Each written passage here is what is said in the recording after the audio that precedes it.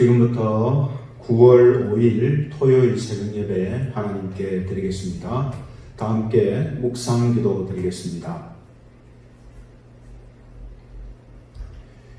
만일 우리가 우리 죄를 자백하면 그는 미쁘시고 의로우사 우리 죄를 사하시며 우리를 모든 불의에서 깨끗하게 하실 것이요. 아멘. 사도신경 하심으로 우리 신앙을 고백하겠습니다. 나는 전능하신 아버지 하나님 천지의 창조주를 믿습니다.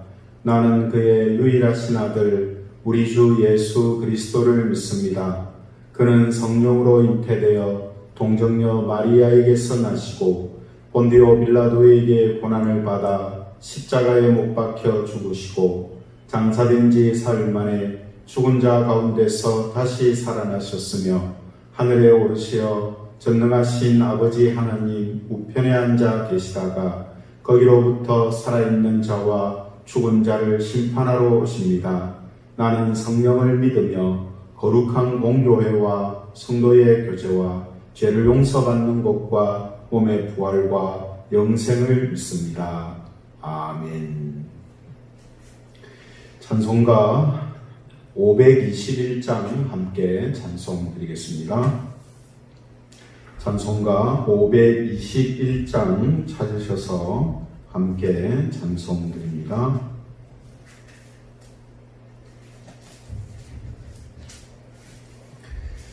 찬송가 521장 찬송합니다. 구원으로 인도하는 그 문은 참 좁으며 생명으로 인도하는 그 길은 참 험하니 우리 몸에 배어있는 그 더러운 죄짐을 한없이 벗어놓고 힘써서 들어갑시다. 구원으로 인도하는 그 좁은 문 들어가 영생으로 인도하는 그 생명길 갑시다. 이 세상에 많은 사람 큰 문으로 들어가 넓은 길로 갈지라도 멸망으로 끝나니 세상 헛된 부귀영화 모두 내어버리고 주의 말씀 순종하여 그 생명길로 갑시다. 구원으로 인도하는 그 좁은 문 들어가 영생으로 인도하는 그 생명길 갑시다. 구원의 문 열렸으니 주의 공로 힘입어 주저 말고 들어가서 생명길로 갑시다. 구원의 문 닫힌 후엔 들어가고 싶으나 한 번 닫힌 구원의 문 또 열려지지 않으리. 구원으로 인도하는 그 좁은 문 들어가 영생으로 인도하는 그 생명길 갑시다. 성경 말씀 봉독하겠습니다. 로마서 3장 1절에서 8절 말씀입니다. 로마서 3장 1절부터 8절까지 말씀을 제가 봉독하겠습니다.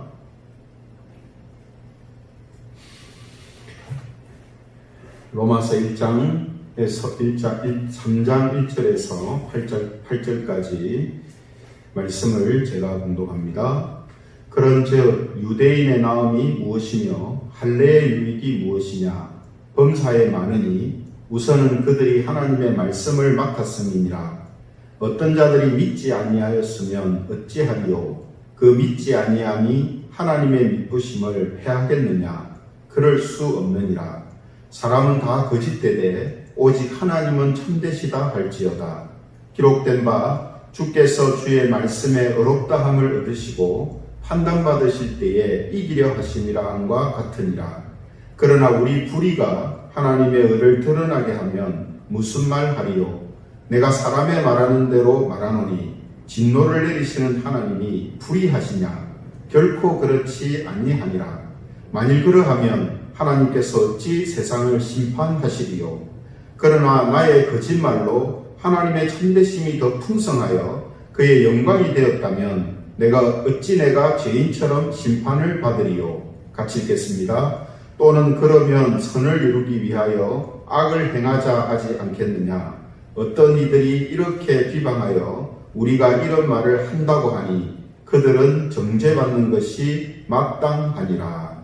아멘. 지금 이 시간에는 질문과 궤변에 대한 답변,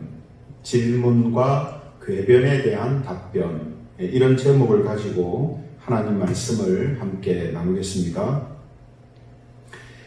사도 바울은 이 선교 사역을 계속하고 있는데요. 선교 사역을 하면서 가장 많이 또 만나고 부딪히는 사람들이 이제 유대인들이다, 이렇게 말할 수 있습니다.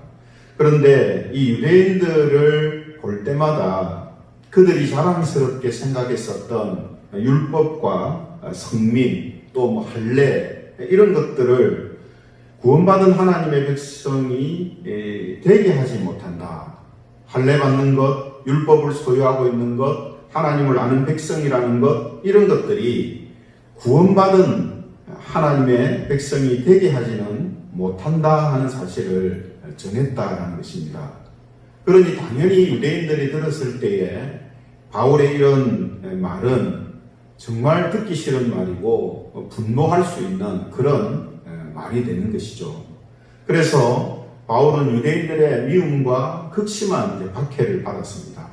심지어는 바울을 죽이려고 하는 결사대까지 조직될 정도였죠.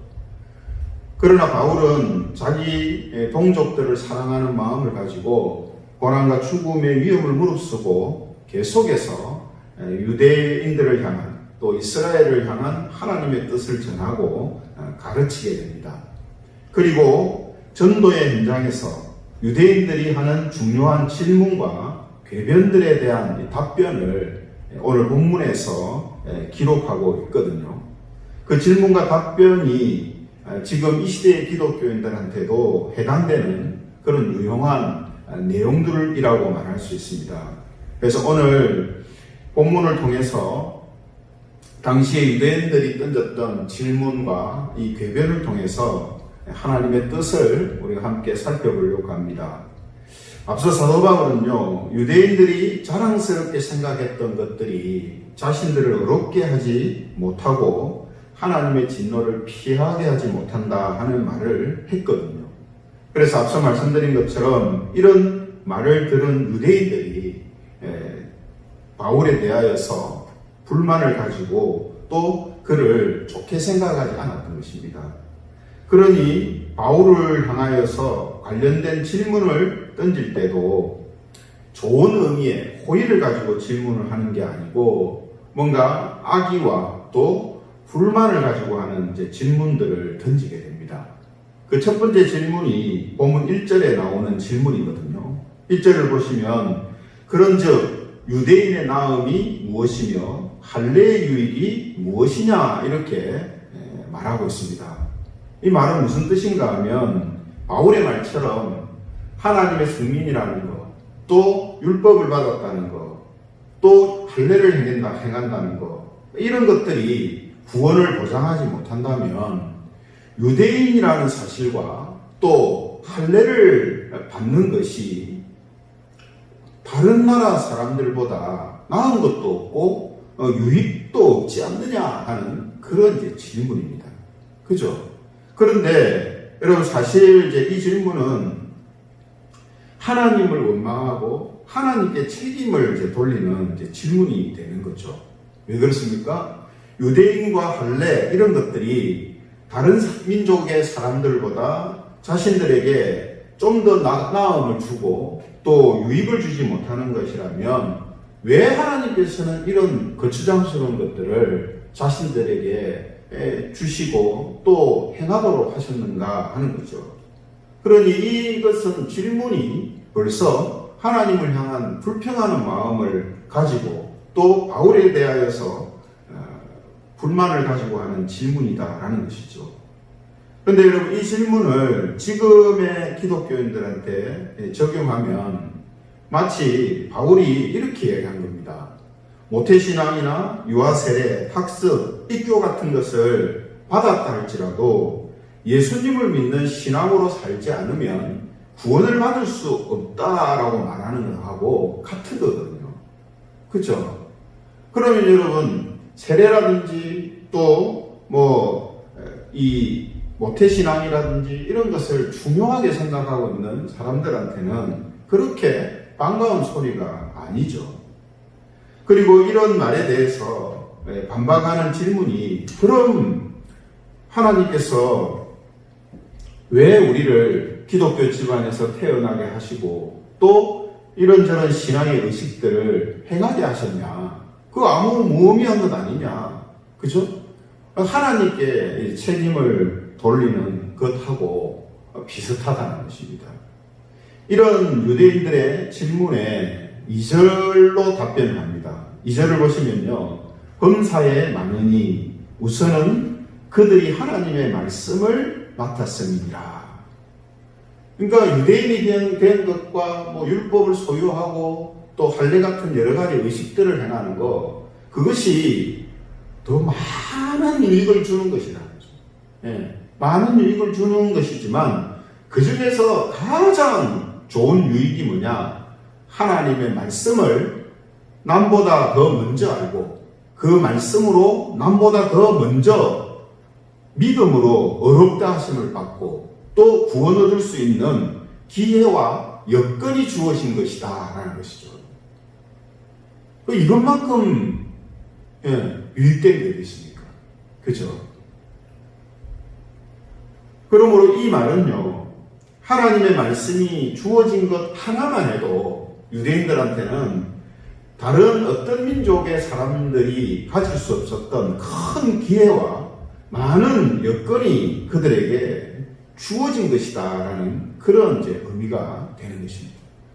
그러므로 이런 큰 기회와 또 환경 속에서 예수 그리스도를 믿음으로 어렵다 하심을 얻지 못한 것, 메시아를 통하여서 하나님의 어려운 백성이 된다라는 이것을 얻지 못한 것은 하나님의 책임이 아니라 사람의 책임이다라고 지금 말하고 있는 것입니다. 그래서 하나님한테 불만과 불평할 문제가 아니다라는 거죠. 그리고 나서 이어서 두 번째 이제 유대인들이 하는 질문을 소개하고 있습니다. 3절에 보시면 어떤 자들이 믿지 아니하였으면 어찌하리요? 그 믿지 아니함이 하나님의 미쁘심을 패하겠느냐? 이렇게 말하고 있습니다. 이게 무슨 제 의미인가 하면요. 유대인들 중에 예수님을 믿지 않고 구원을 받지 못하는 사람들이 있다는 것은 하나님이 거짓말을 하셨거나 하나님의 계획과 약속을 지키지 못하기 때문에 취소된 것이 아니냐라는 질문입니다. 여러분 이 질문은요 유대의 민족만이 할 수 있는 질문인데 왜 그런가 하면 하나님께서 구약 성경에 보면 이스라엘을 향하여 하신 약속들이 있거든요. 그죠? 그래서 바울은 로마서 9장에서 11장까지 유대인의 이 구원 문제를 다루고 있습니다. 왜냐하면 하나님께서 구원과 관련된 여러 가지 말씀들과 약속들을 이스라엘 그 조상들에게 했단 말이죠. 하셨다는 말이죠. 그죠? 근데 그 약속이 이루어져야 되는데 지금 유대인들이 메시아라고 하는 예수님을 믿지 않고 오히려 죽인 이런 상황이 지금 벌어지고 있으니까 유대인들 중에는 하나님께서 거짓말한 것 아니냐, 혹은 하나님께서 능력이 없으셔서 그 약속한 것을 이루지 못하는 거 아니냐 하는 거죠. 이건 역시 뭡니까? 하나님의 책임을 돌리는 겁니다. 자기 민족이, 즉 유대인들이 지금 메시아를 알아보지 못하고 하나님의 진노를 사고 하나님의 백성들이 되지 못하는 그 원인이 하나님의 무능력 때문 아니냐, 이렇게 지금 이야기를 하는 거죠. 하지만 여러분, 이에 이제 앞서서 지금 4절에서 짧게 대답을 합니다. 자세한 내용은 로마서 9장에서 11장까지 다루겠습니다만, 그것에 앞서서 오늘 본문 4절에서 먼저 요점만 간단하게 이야기를 한다는 거죠. 4절에 보시면요, 그럴 수 없느니라. 그렇지가 않다는 겁니다. 사람은 다 거짓되되 오직 하나님은 참되시다 할지어다. 기록된 바 주께서 주의 말씀에 어렵다함을 얻으시고 판단받으실 때에 이기려 하심이라 함과 같으니라. 무슨 말입니까? 하나님은 참되시고 행하시는 모든 일이 어렵고 승리하시는, 이루시는 분이시기 때문에 하나님이 지켜야 할 약속과 이루실 일들은 반드시 성취하신다라는 것을 지금 말씀하고 있는 것입니다. 그리고 이 말씀 속에는 어떤 의미가 있습니까? 하나님께서 이스라엘에게 하신 그 약속은 하나님이 반드시 지키신다는 거죠. 이스라엘 백성들을 하나님이 구원하시겠다 하시는 이 약속을 하나님이 반드시 성취시키시겠다 하는 것입니다. 이에 관련된 내용은요, 로마서 9장부터 자세하게 이제 살펴보겠습니다. 그러나 오늘 이 말씀을 통해서 우리가 생각해야 될 것은 무엇인가 하면, 혹시 우리 눈에 오늘 유대인들이 말하고 있는 것처럼 하나님이 거짓말을 하시는 거 아닌가? 혹은 하나님이 그것을 이루실 능력이 없으신 거 아닌가? 라고 보일 수 있는 그런 상황이 우리 속에, 우리 앞에 있다 할지라도 오늘 바울이 한 이 답변을 우리는 꼭 기억해야 한다는 거죠. 이게 뭡니까? 하나님은 참되신 분이시기에 하나님이 하신 약속은 반드시 지키시며 하나님의 뜻으로 이루어 가신다 하는 이 사실을 기억하고 믿어야 한다는 것입니다. 마지막 세 번째 질문은요, 이 질문이라기보다는 유대인들의 궤변이다라고 말할 수 있는데요, 5절에 보시면 이렇게 말하고 있습니다. 그러나 우리 불의가 하나님의 의를 드러나게 하면 무슨 말 하리요? 이게 무슨 의미냐면요, 유대인들이 범죄함으로 인하여서 하나님이 진노하시고 심판하심으로 하나님의 의가 드러나게 되었다면 그 일로 인해서 유대인들에게 벌까지 내리시는 것은 하나님이 너무한 것 아니냐 하는 궤변입니다. 그러니까 자신들이 잘못했지만 자기들이 잘못했기 때문에 하나님의 의로우심이 드러났다는 거죠. 하나님의 선하심이 드러났다는 거예요. 그러니 우리가 그것으로 인하여서 벌받을 일까지는 되지 않는 것 아니냐 하는 거죠. 이런 말에 먼저 5절 하반절에 이렇게 말씀합니다. 내가 사람의 말하는 대로 말하노니 진노를 내리시는 하나님이 불의하시냐? 결코 그렇지 아니하니라. 사람의 말을 하는 대로 말한다. 이 말은 상식적으로 생각해보자. 상식적으로 생각해봐도 진노를 내리시는 하나님의 행동이 잘못된 것이 아니다 하는 말이에요. 그 이유가 뭐냐면 7절과 8절에서 예를 들어서 설명을 하거든요. 7절에 보시면요. 그러나 나의 거짓말로 하나님의 참되심이 더 풍성하여 그의 영광이 되었다면 어찌 내가 죄인처럼 심판을 받으리요. 또는 그러면 선을 이루기 위하여 악을 행하자 하지 않겠느냐. 어떤 이들이 이렇게 비방하여 우리가 이런 말을 한다고 하니 그들은 정죄받는 것이 마땅하니라. 예, 이 말씀도 설명이 필요합니다. 여러분, 만일 사람의 잘못으로 인해서 하나님의 진노하심이 임하고 그로 인해 하나님의 참되심이 드러났기 때문에 사람의 잘못이 문제가 안 된다라고 지금 말한다면, 상식적으로 생각해 볼 때 모든 사람들이 선과 의가 드러나고 그것을 이루기 위해서 악을 행하자라고 말하지 않겠느냐 하는 것입니다. 맞잖아요, 그렇죠? 사람들이 죄를 짓고 악을 행함으로 인해서 하나님의 의가, 선이 나타난다면, 우리 죄 짓자, 악을 행하자. 그러면 우리가 벌 받을 일도 없고 오히려 하나님의 의를 드러내니까 좋은 일 아니냐, 이렇게 말할 수 있지 않느냐는 거죠. 그러니까 사실 이 말은요, 궤변이고 억지입니다. 자기들의 잘못으로 인해서 하나님의 의가 드러났으니까 우리가 뭐 때문에 벌 받느냐, 이거거든요. 그죠? 그러니까 그것은 우리가 일반적으로 생각해도 그는 말이 안 되는 억지고 궤변이다 하는 것이죠. 그래서 성도 여러분, 유대인들과 관련해서 이 세 가지 이 질문을 우리가 살펴봤거든요. 그죠?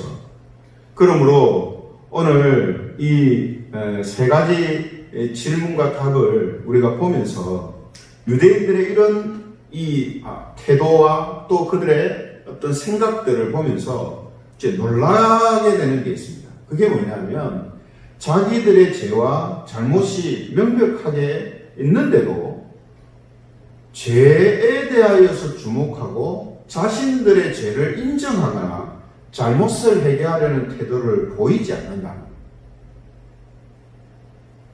그럼 뭘 그들이 지금 주목하냐면, 하나님께 탓을 돌리고 원망하고 불평하고 궤변을 일삼는 이런 태도만 지금 보이고 있는 거거든요. 왜 지금 바울이 그들이 율법을 소유하고 있다는 것, 하나님의 선택받은 민족이 되었다는 것, 또 할례 같은 의식을 행했다는 게 그들의 구원을 보장하지 못한다는 말을 합니까? 그들이 지금 율법을 어기면서 죄를 짓고 있기 때문이거든요. 하나님이 택하신 선민이라고 하면서 하나님이 기뻐하시는 일을 행하지 않고 있거든요. 그래서 지금 이 이야기를 하는 것 아니겠습니까? 그러면 우리가 그런 잘못을 했구나, 그런 잘못을 하고 있었구나 하고 자기들이 먼저 반성하고 회개하는 모습을 보여야 되는데, 자기들이 이렇게 된 것은 하나님 탓이다라고 지금 원망하고 불평을 하고 있는 거라는 거죠. 그런데 여러분, 이런 태도는요, 첫사람 아담과 하와가 범죄한 후에 보여준 태도이기도 합니다. 아담이 어떻게 했습니까? 자기의 죄를 여자의 탓으로 돌리고, 그 여자는 어떻게 했습니까? 또 뱀의 탓으로 돌리고, 결국은 그런 존재들을 만드신 하나님의 탓으로 돌리면서 하나님을 원망하고 또 불평하고 변명하는 이런 모습을 보였지 않습니까? 지금 유대인들이 딱 지금 이런 모습을 전형적으로 보여주고 있다는 거거든요. 그러므로 성도 여러분, 요한일서 1장 9절에서 10절을 보면 이런 말씀이 있습니다. 요한일서 1장 9절에서 10절. 만일 우리가 우리 죄를 자백하면 그는 미쁘시고 어로우사 우리 죄를 사하시며 우리를 모든 불의에서 깨끗하게 하실 것이요, 만일 우리가 범죄하지 아니하였다 하면 하나님을 거짓말하는 이로 만드는 것이니 또한 그의 말씀이 우리 속에 있지 아니하리라. 그러므로 성도 여러분, 우리는요, 우리의 죄와 잘못이 드러날 때에 하나님 탓을 하거나 하나님을 원망하고 불평하고 변명하지 않아야 됩니다. 오히려 우리는 하나님이 주신 그런 작은 은혜들을 하나님의 뜻 가운데 바르게 자신에게 적용하고 또 그 가운데 살아가지 못했음을 우리가 반성하고 회개하는 그런 모습이 우리에게 있어야 한다는 거죠. 이런 태도만이 우리가 하나님의 긍휼하심을 받을 수 있는 유일한 방법이 되는 것입니다. 그러므로 오늘 우리에게 이런 부족하고 잘못된 모습들이 나타날 때에 예수 그리스도를 바라보며 그분을 의지해서 하나님의 자비와 용서를 구하는 바로 이런 모습이 하나님이 기뻐하시는 모습이요, 하나님이 기다리고 계시는 태도라는 겁니다. 그러므로 사랑하는 성도 여러분, 하나님이 우리에게 주신 작은 은혜와 복들을 소홀히 여기고 있는 마음과 태도가 혹시 내게 없는지 우리 자신을 돌아보시기를 원합니다. 또 죄와 잘못이 보일 때에 자기의 부족함과 죄됨을 인정하고 예수님을 바라보며 하나님의 자비와 긍휼을 구하시기를 원합니다.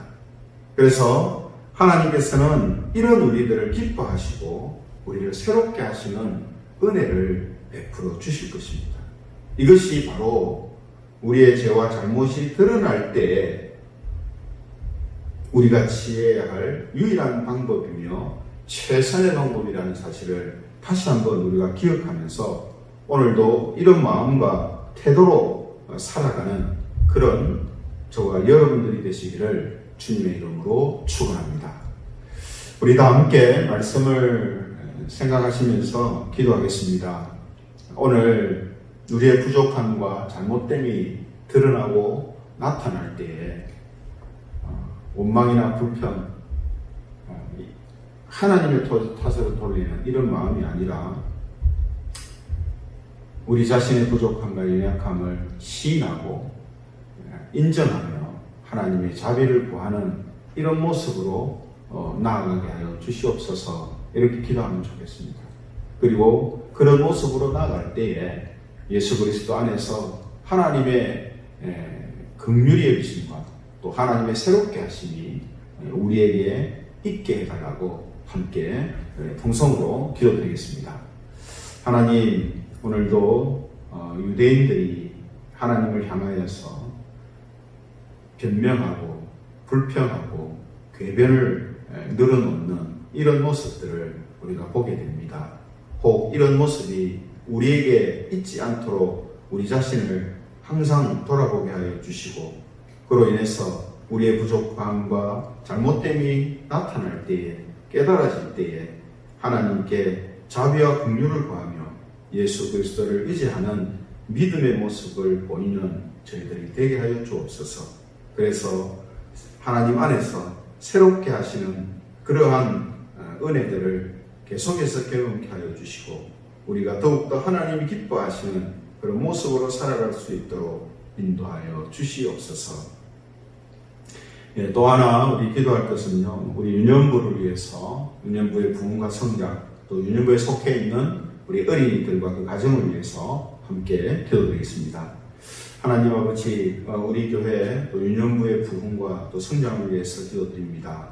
하나님, 우리 유년부 어린이들이 이제 교회 안에 많이 자리해야 하는데 하나님 또 이러한 모습들이 부족함을 하나님 앞에 고백합니다. 하나님, 저희 교회를 긍휼히 여겨주시고 또한 어린 영혼들을 하나님 불러주시고 모아주셔서 우리 교회가 또 다음 세대가 계속해서 잘 준비되어져가는 그런 교회가 되기를 소원합니다. 특별히 우리 교회에 속해 있는 우리 어린이들을 하나님 붙들어 주시고 또한 믿음으로 계속해서 자라갈 수 있게 하여 주시며 하나님의 말씀으로 세움받는 우리 아이들이 되게 하여 주옵소서. 또한 믿지 않는 가정에서 나오는 그 어린이들을 하나님 특별히 돌보아 주시고 그 가족들도 예수 믿는 가족들로 함께 주님 앞에 나올 수 있도록 성령님께서 역사하여 주시옵소서. 하나님 아버지, 오늘도 주신 말씀을 통해서 다시 한번 우리가 하나님 앞에 어떤 태도와 또 마음으로 서 있어야 하는가 하는 것을 알려주심을 감사드립니다. 오늘도 하나님이 우리에게 주신 크고 작은 은혜들을 소홀히 여기지 않게 하여 주시고 그것을 선용하게 하심으로 하나님이 우리에게 주시는 신령한 은혜들을 풍성히 누리는 성도의 삶이 되게 하여 주옵소서. 한 주간 동안 또 영상 예배로 새벽을 깨우고 또 하루를 하나님께 드리는 모든 성도들을 하나님 붙들어 주시며 그들의 마음의 소원과 또 삶의 모든 걸음걸음들을 살피시고 하나님의 뜻이 이루어지는 삶으로 인도하여 주시옵소서. 항상 우리 가운데 함께하여 주시며 은혜를 베풀어 주실 줄 믿고 우리 주 예수 그리스도의 이름으로 기도드립니다. 아멘. 주님 가르쳐 주신 기도함으로 새벽 예배를 마치겠습니다. 하늘에 계신 우리 아버지, 아버지의 이름을 거룩하게 하시며 아버지의 나라가 오게 하시며 아버지의 뜻이 하늘에서와 같이 땅에서도 이루어지게 하소서. 오늘 우리에게 일용할 양식을 주시고 우리가 우리에게 잘못한 사람을 용서하여 준 것 같이 우리 죄를 용서하여 주시고 우리를 시험에 빠지지 않게 하시고 다만 악에서 구하소서. 나라와 권능과 영광이 영원히 아버지의 것입니다. 아멘. 새벽 예배 마쳤습니다. 오늘도 하나님과 동행하며 하나님 기뻐하시는 모습으로 살아가는 하루가 되시기를 바랍니다. 감사합니다.